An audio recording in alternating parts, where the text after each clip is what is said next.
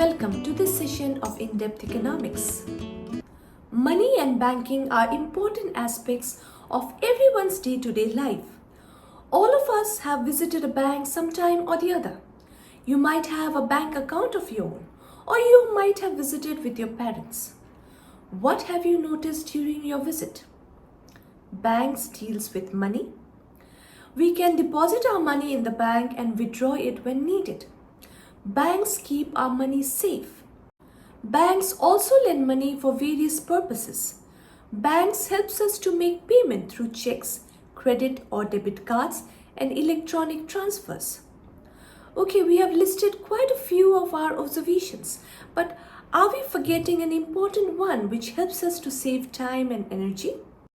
Yes, banks offer online and mobile banking services so that you can access your account easily, make payment and transfer money without visiting your bank.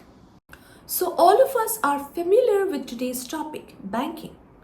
But if you're asked to write down what is a bank, you need to give a precise answer. So let us have a look at that. A bank is an institution whose primary function is to store deposited money, while also providing lending services to customers. Banks play a crucial role in the economy because they help to store and create money. From this definition, we can list down two major functions of banks. First, accepting deposits, and second, advancing loans. How is bank accepting deposits? We, the customers, are depositing our savings in the bank. How is bank lending money? From the money it receives as deposits from its customers. Now imagine this. You are invited for your friend's birthday and you need to buy a birthday gift. But you do not have enough money to purchase a nice gift. Your other friends are also facing the same problem. What can be done in this situation? All of you can collect your small savings and then you'll have enough money to buy a nice gift. The same holds true for a bank. Banks are like water reservoirs. They collect small scattered savings of the community. This helps develop saving habits. They receive money from those who have access in the form of savings and lend to those who need money. Keeping your syllabus in mind, in today's tutorial we will be focusing on central banks and commercial banks.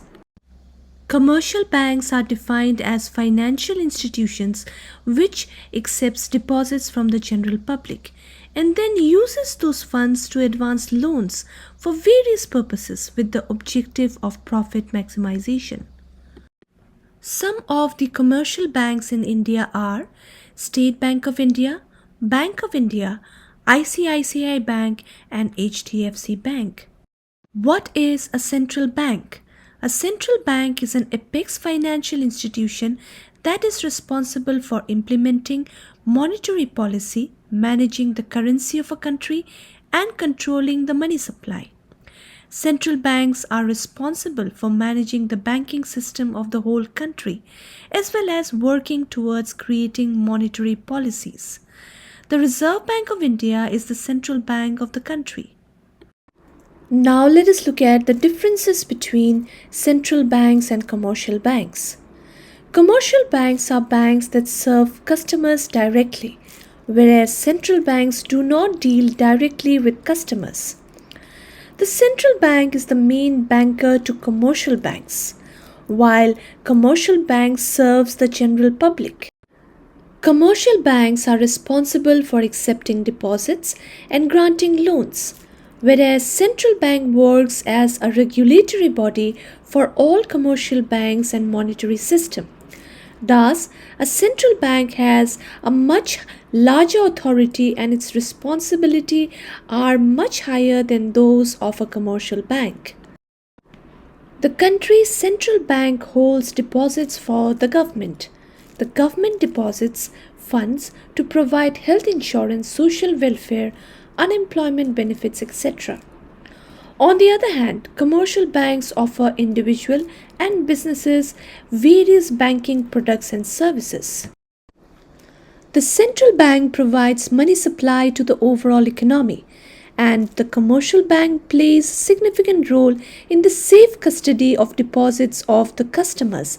Central banks have a crucial role to play in all monetary policies. On the other hand, commercial banks do not take part in making monetary policies. These points clearly show how the role of both institutions are different from each other.